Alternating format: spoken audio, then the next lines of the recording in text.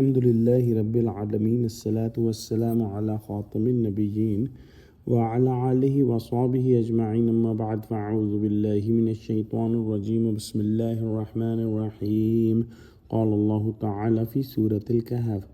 وما نرسل المرسلين إلا مبشرين ومنذرين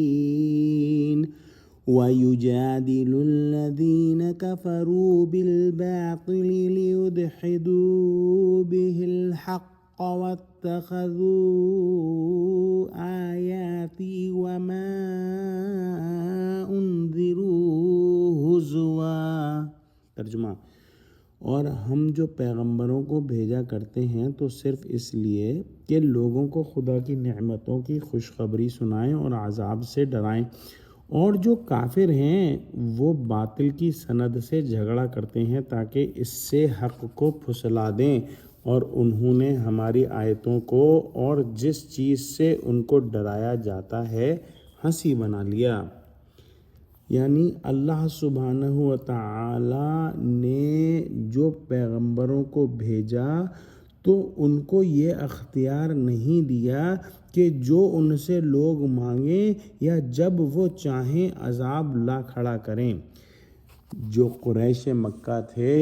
وہ ایسی ڈیمانڈز کر رہے تھے آپ صلی اللہ علیہ وآلہ وسلم سے کہ آپ ہمیں یہ معجزہ دکھائیں اور وہ معجزہ دکھائیں یا ہم پر عذاب لے آئیں۔ اللہ سبحانہ و تعالی نے تمام پیغمبروں کو مبشر اور منذر بنا کر بھیجا کہ وہ نیکوکاروں کو خوشخبری سنائیں کہ ان کے لیے جنت ہے، اور جو بدکار ہیں ان کو ڈرائیں کہ آخرت کے اندر ان کے لیے جہنم ہے۔ لیکن جو جھگڑالو لوگ ہیں اور جو لوگ بات سمجھنا ہی نہیں چاہتے، وہ کٹ حجتی کر کے چاہتے ہیں کہ حق کی آواز کو پست کر دیں اور جھوٹ کے زور سے سچائی کا قدم ڈگمگا دیں۔ ایسا کبھی نہ ہوگا۔ اللہ سبحانہ و تعالی نے سچ کو جو طاقت دی ہے وہ باقی رہنے والا ہے، اور جھوٹ جو ہے اس کے پاؤں نہیں ہوتے، اس کی بیس نہیں ہوتی، اور جلد ہی واضح ہو جاتا ہے کہ جھوٹ غلط تھا اور سچ ٹھیک تھا۔ اللہ سبحانہ و تعالی نے ان کو ہدایت بخشی، ان کو قرآن جیسی نعمت حضور صلی اللہ علیہ وآلہ وسلم کے توسط سے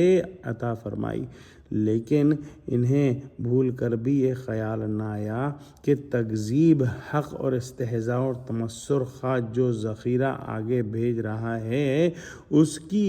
کیا سزا اس کو ملے گی۔ اس نے ان باتوں کو